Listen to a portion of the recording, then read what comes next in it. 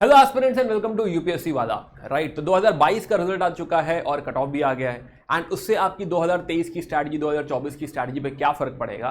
Specially हम बात करने वाले हैं कि कितने सवाल अटेम्प्ट करने चाहिए, स्पेशली व्हेन वी नो कि हाँ भाई अगर इस बार का कट ऑफ फॉर जनरल 88.22 है, राइट 88.22 मार्क्स, तो इससे क्या हमारी स्ट्रैटेजी पे फर्क पड़ता है। आइए इस बात को समझते हैं।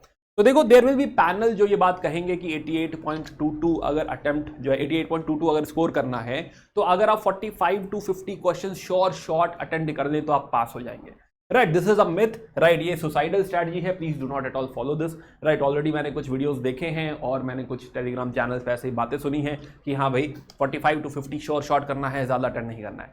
राइट, बट शायद किसी ने इसमें एक चीज का इस्तेमाल नहीं किया है जिसे कहते हैं मैथ।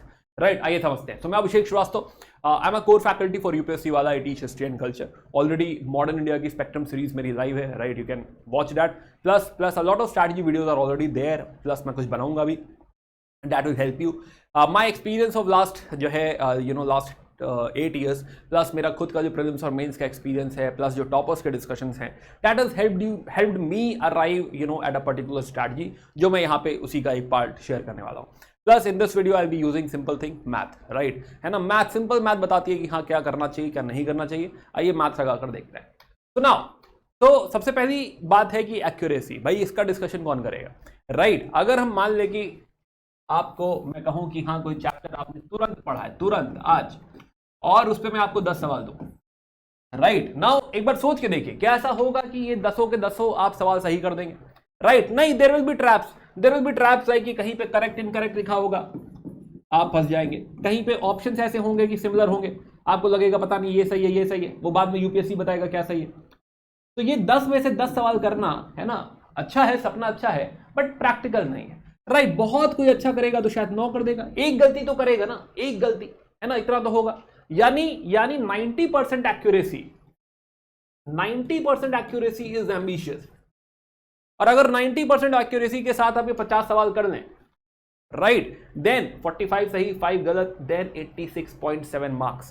क्या ये आपको पार करा पाएंगे? नहीं। And again the catch is कि आप कोई भी टॉपर डिस्कशन देखेंगे तो you will find anybody, not only topper, anybody who qualifies prelims, उसको श्योर शॉट जो आता है फर्स्ट राउंड में जो आता है, वो जो नंबर है वो 30 to 40 होता है।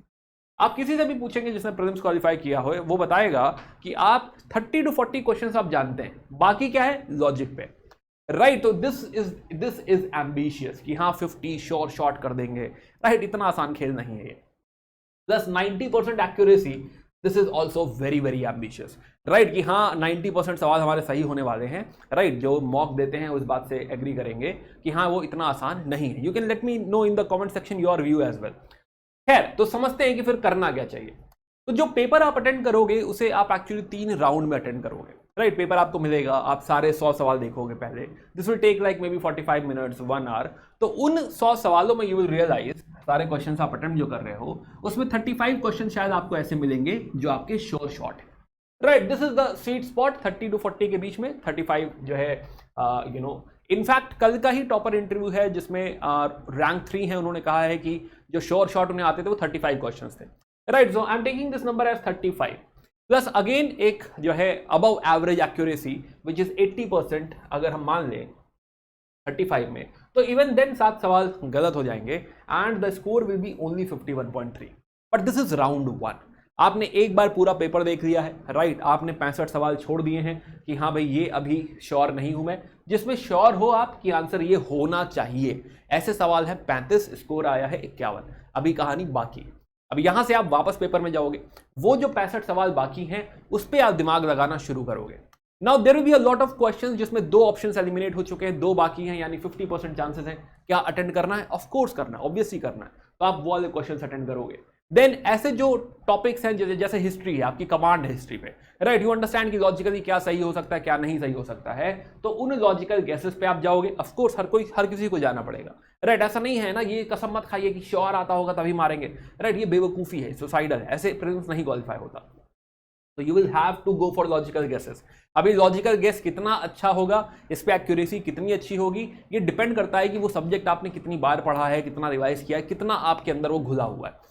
राइट है ना, तो वो नंबर बढ़ता जाएगा। बट अगेन फॉर राउंड 2 एक अबव एवरेज एक्यूरेसी में दे रहा हूं 60%, और मान के चल रहा हूं कि आप 45 क्वेश्चंस और अटेम्प्ट करेंगे, एंड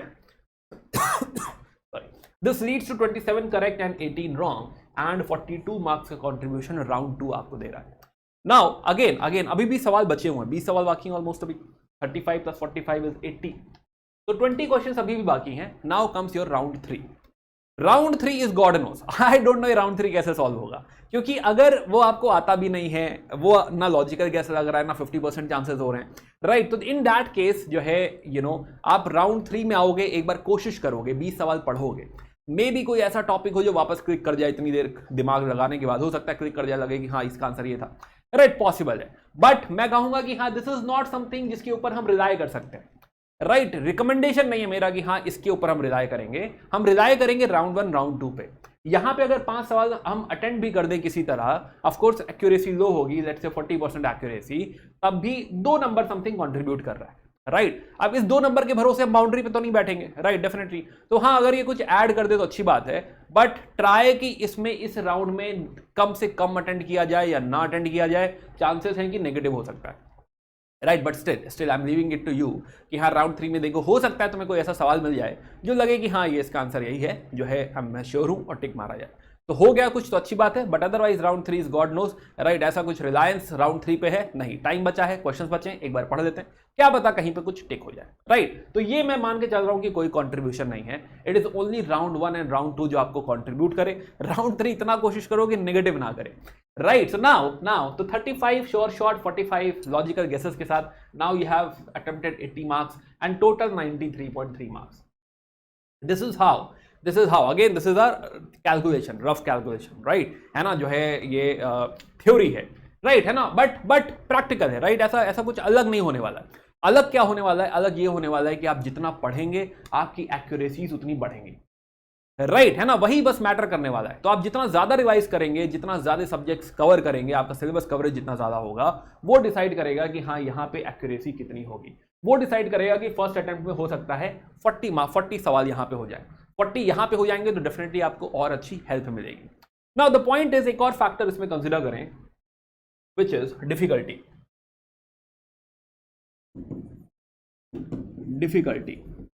अगर पेपर इजी है तो दैट मीन्स कि आप पढ़ के गए हैं तो आपकी एफिशिएंसी बढ़ जाएगी और आपका स्कोर भी बढ़ जाएगा, क्योंकि easy paper means higher cut of,